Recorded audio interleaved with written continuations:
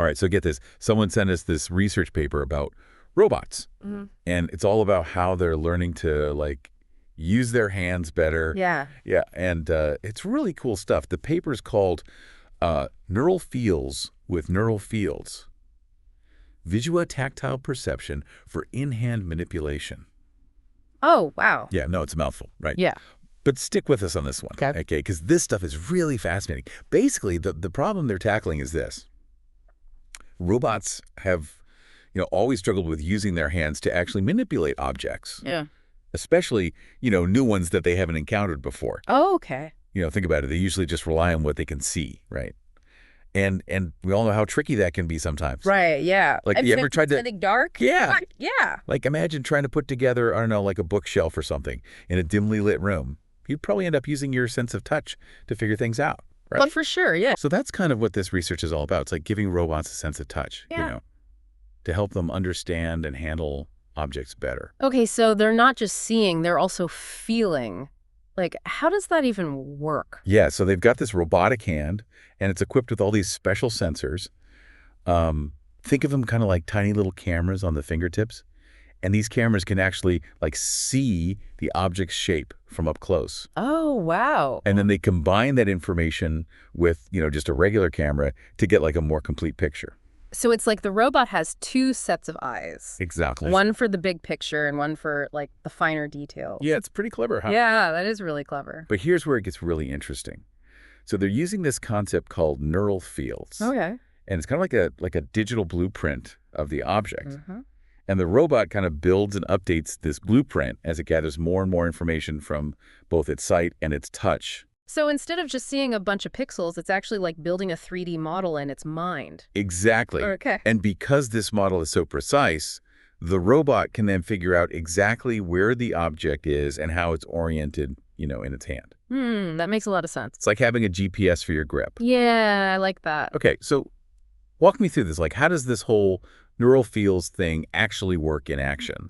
Sure. So it's basically a two-step process. First, they have what they call this front end. Okay. And this front end is basically responsible for extracting all the useful information from all those sensors, right? And they actually use the robot's own sense of position, like how you know where your arm is even when your eyes are closed, to help it see the object better. So it's like the robot is using its own body as a reference point. Exactly. That's wild. Yeah, and then on the touch side of things, they've trained this special neural network that can predict the depth of an object just from those tiny little fingertip cameras. What's really amazing is that this network learned everything in a simulation, like a virtual environment, but it can still apply that knowledge to the real world. Oh, wow. So it's like they're teaching the robot how to feel by giving it a virtual playground to practice in. Exactly. That's a great way to put it. I like that. And then all of this information from the front end gets fed to the back end. Okay. And that's where, the real magic happens. Right. I'm intrigued. Break it down for me.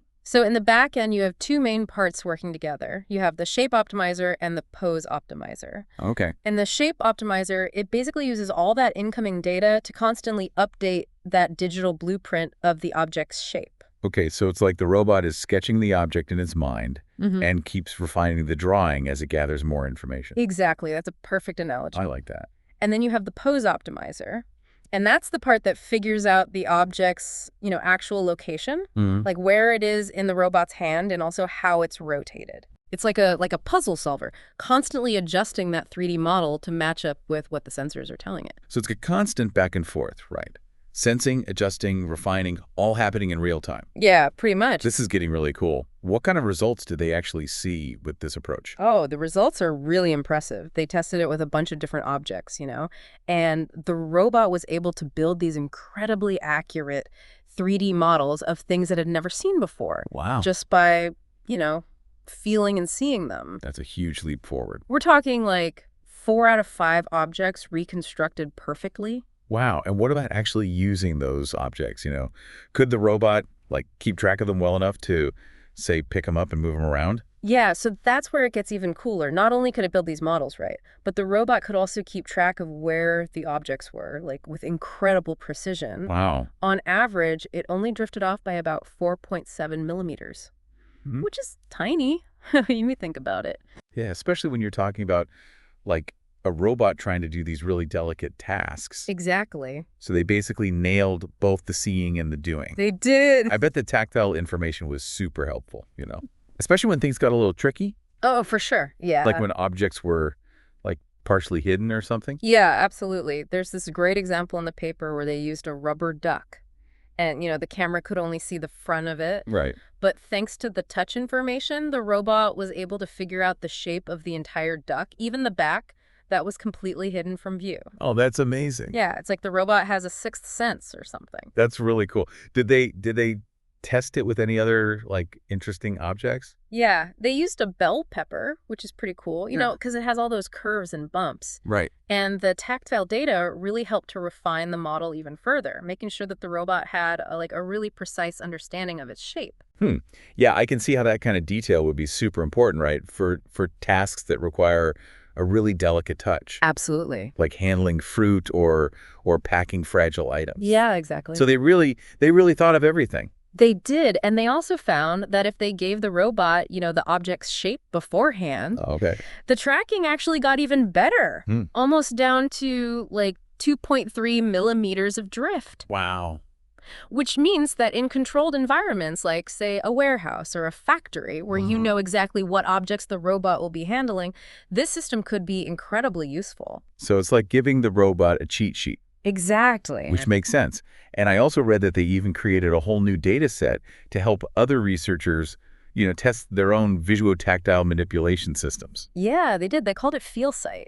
And it's basically this library of real-world and simulated data that other researchers can use to benchmark their own algorithms. Right. It's like a common language for everyone working in this field. Yeah, that's a huge contribution to the field. So this all sounds incredibly promising, but I'm curious, did they run into any challenges or limitations along the way? I mean, this technology is still pretty cutting edge, right? Oh, of course. There are always challenges with any new research. One thing that they pointed out was that the system actually performed a bit better in their simulations than in the real world. Well, that makes sense, right? Yeah. The real world is full of surprises. Exactly. And even with, as sophisticated as simulations are getting, they still can't perfectly replicate the, messiness and the unpredictability of the real world. Right, yeah. So there's still a bit of a gap between the virtual and the real. Okay, what about the robot's actual movements? Yeah. Was it able to control its hand smoothly enough to actually take advantage of all this sensory information? So that's another area where there's definitely room for improvement. Because even with, a great perception system, if the robot's movements are jerky or imprecise, it's going to struggle. Yeah. It's like having a great set of eyes, but clumsy hands. Right. So it's not just about sensing. It's about acting on that information. Exactly. Gracefully and effectively. Precisely. Yeah.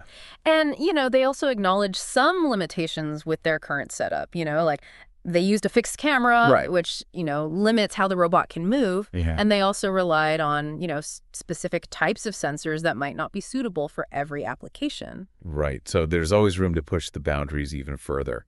But even with these limitations, I mean, this research is a huge step forward, right, in the world of robotics. It is. It's showing us that robots can actually learn to feel the world in a way that, was once thought impossible. I agree, and I think it really opens up some exciting possibilities for the future. Imagine robots that can, help with tasks that require a really delicate touch, like caring for the elderly or assembling really intricate devices. That's a great point. And it's not just about those practical applications, right? Yeah.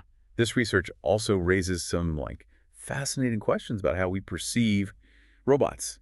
I mean, if they can feel, does that change how we relate to them? Do we start to see them as more than just machines? That is a really interesting philosophical question. But for now, I think we can just marvel at the incredible progress we're seeing in robotics. Who knows what incredible breakthroughs we'll be discussing, in the years to come. I can't wait to find out. And for you listening, if you want to dive deeper into this fascinating research, be sure to check out the show notes for links to the full paper and the FeelSight dataset. It's definitely worth a read. And join us next time as we continue to explore the cutting edge of technology and science. We'll have more mind-blowing deep dives coming your way. One thing that really stands out to me about this research is how it's pushing us to think about robot perception in a whole new way. Oh, yeah. It's not just about, giving them better cameras or more sensitive sensors. It's about understanding how all these different senses can actually work together, you know? Right. It's like we're finally realizing that robots need more than just vision to really understand the world around them. Exactly. And this paper does a fantastic job of showing how combining vision and touch can actually lead to some really remarkable results. Remember how they used the robot's own sense of position to improve its vision? Yeah. That's not something you typically think of, but it makes perfect sense when you consider how we use our own body awareness to understand, our surroundings. Yeah, it's like the robot is developing a sense of like embodied perception. Yeah. It's not just passively observing the world, it's actively participating in it, using its own movements and sensations to kind of make sense of things. That's a great way to put it. And it's a big shift from the traditional approach of just relying solely on vision. It's almost like we're starting to appreciate the incredible complexity of human perception and realizing that robots need more than just cameras to truly interact with the world, as we do. Absolutely. And this research really gives us like a glimpse into what that future might look like, a future where robots can not only see but also feel. And that combination just unlocks this whole new level of like dexterity and capability. It really does. We've talked about warehouses and factories, but imagine robots that can assist with like delicate tasks in healthcare or even help with everyday chores around the house. Right, robots that can fold laundry or prepare meals or even assist with surgery. All of these possibilities start to feel a lot more realistic when we equip robots with this kind of tactile intelligence. Exactly. And it's not just about replicating human capabilities. This kind of research could also lead to robots that can do things beyond human dexterity, like manipulating objects at incredibly small scales, or working in hazardous environments where human touch is just impossible. Yeah, it's not just about imitation, it's about pushing the boundaries of what's possible. Robots with this advanced tactile perception could open up these whole new frontiers in science, engineering, and who knows what else. Absolutely. Now, of course, this research is still in its early stages. There's a lot more work to be done. But it's clear that incorporating touch into robot perception is not just a cool trick. It's essential if we want to create robots that can truly interact with the world in a meaningful and impactful way. I completely agree, and I'm especially interested in seeing how this research evolves, in the context of machine learning. We're seeing these incredible advancements in AI, and I think this combination of neural fields and tactile sensing creates this like perfect opportunity to develop new learning algorithms that can process information from both vision and touch in a more like integrated way. That's a great point. It's not just about training separate models for vision and touch. It's about creating models that can actually learn from both senses simultaneously, which could lead to insights that just wouldn't be possible with either sense alone. Right, it's like we're giving robots a whole new language to understand the world, a language that's richer and more nuanced than just images alone. I love that analogy, and I think that language will be crucial as robots continue to move, out of the lab and into our homes, workplaces, and communities. Yeah, and just imagine the possibilities if we could extend this kind of tactile intelligence to other senses as well, like robots that can hear, smell, and even taste. That would truly revolutionize how they perceive the world. It's mind-boggling to think about. We're essentially talking about creating robots that can experience the world in a way that's much closer to how we do, which is both exciting and a bit daunting. It is daunting, but it's also incredibly inspiring, right? We're pushing the boundaries of what's possible. And this research is really a testament to human ingenuity and our desire to understand and replicate the wonders of the natural world. Well said. I, for one, can't wait to see what the next chapter holds for robot perception. I have a feeling we're just scratching the surface of what's possible. But before we get too carried away with the future, let's come back to the research we're discussing. They did mention some specific challenges and limitations they faced. Was there anything in particular that stood out to you? One thing that caught my attention was the difference in performance between their simulations and the real world. They found that the system worked a bit better in the simulations, which is a common issue in robotics. That makes sense, as sophisticated as simulations are getting. They can't perfectly replicate the messiness and unpredictability of the real world. Exactly. And they pointed to a few factors that might be contributing to this gap. For instance, even though those DIT-D tactile sensors are impressive, they're not perfect. They can be sensitive to lighting conditions and might not always provide the same level of detail in the real world as they do in the simulation. And even with perfect sensors, it's still incredibly difficult to accurately model all the nuances of real-world physics and interactions. Things like friction, surface texture, even air resistance, these can all have a significant impact on how objects behave. and they're notoriously tricky to simulate accurately. And we can't forget about the robot's control system. Even with amazing perception, if the robot can't move its hand with the necessary precision and fluidity, it's going to struggle with those manipulation tasks. Right. It's like having a great set of eyes and hands, but lacking the coordination to use them effectively. Exactly. So it's clear that there are still hurdles to overcome, both in terms of the hardware and the software. Before we see robots with this level of dexterity operating seamlessly in the real world. Agreed, but the fact that they've achieved these results at all is a major accomplishment. It's proof that combining vision and touch for robot perception has immense potential, and that's a huge step forward. I couldn't agree more. It's an exciting time to be following the field of robotics. Yeah. Every year brings these new breakthroughs and innovations, and I'm eager to see what the future holds for robots that can truly feel the world around them. Me too. And who knows, maybe one day we'll have robots that can not only feel but also understand and respond to emotions through touch. That would take human-robot interaction to a whole new level. Now, that's a thought-provoking idea. It's like we're blurring the lines between the physical and the emotional. And that brings up all sorts of fascinating questions about the future of robotics and artificial intelligence. Absolutely. But for now, let's appreciate the remarkable progress that this research represents and the incredible potential it unlocks for robots to interact with the world in a more nuanced and capable way. Well said. And I think that's a perfect segue into our outro, where we can leave our listeners with a final thought to ponder, ready to wrap things up. So, as we wrap up this deep dive into NeuralFeels, I think there's this really interesting question to consider. Okay, yeah, I'm all ears. So we've talked a lot about, robots learning shape and pose through touch. But what about other properties? Things that aren't so geometric. Could they learn to perceive things like texture or temperature or even slipperiness in a similar way? That's a fascinating thought. I mean, think about it. We humans, we take those subtle tactile perceptions for granted.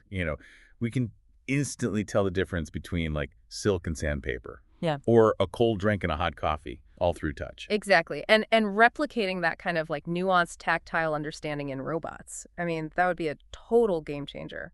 Oh, yeah. Imagine robots that can sort delicate fabrics, or handle hazardous materials safely, or even, assist with tasks that require a really gentle touch, like caring for the elderly or very young children. It would be like a whole new level of robot capability. Oh. They'd be able to interact with the world in a much more sensitive and intuitive way. For sure. And if we connect this to the bigger picture, we're really talking about robots moving beyond just efficiency and into this realm of awareness and adaptability. Mm-hmm. They could become much more, collaborative partners. Yeah. Rather than just tools. I like that, collaborative partners. It feels like we're on the verge of a whole new era of human-robot interaction. I think so too, and it's exciting to think about all the possibilities, but it also, raises some important questions. If robots start to feel the world, in a way that's more analogous to humans, how will that change our perception of them? Will we start to treat them differently? That's a really interesting question. It's almost like we're blurring the lines between machine and something more. You know? Yeah. It makes you wonder about the future of AI and robotics. Yeah. And the role they'll play in our lives. Well, I don't have all the answers, but I do know that it's important to keep having these conversations as the technology continues to advance. Right. We need to think carefully about the implications of creating machines that can sense and interact with the world in ways that were once thought to be, exclusively human. You're absolutely right. The future of robotics isn't predetermined. It's something we're actively shaping through the choices we make today. Exactly. So stay curious, stay informed, and most importantly, stay engaged in the conversation. The world of robotics is full of wonders and possibilities, and who knows what amazing breakthroughs we'll be discussing on the show, in the years to come. I can't wait to find out. And for everyone listening, thank you for joining us on this incredible journey into the world of NeuralFeels and robot perception. We hope this deep dive has sparked your curiosity and left you with a sense of awe. It's been a pleasure exploring this fascinating topic with you. Until next time, keep exploring the frontiers of knowledge. And stay tuned for more mind-blowing deep dives.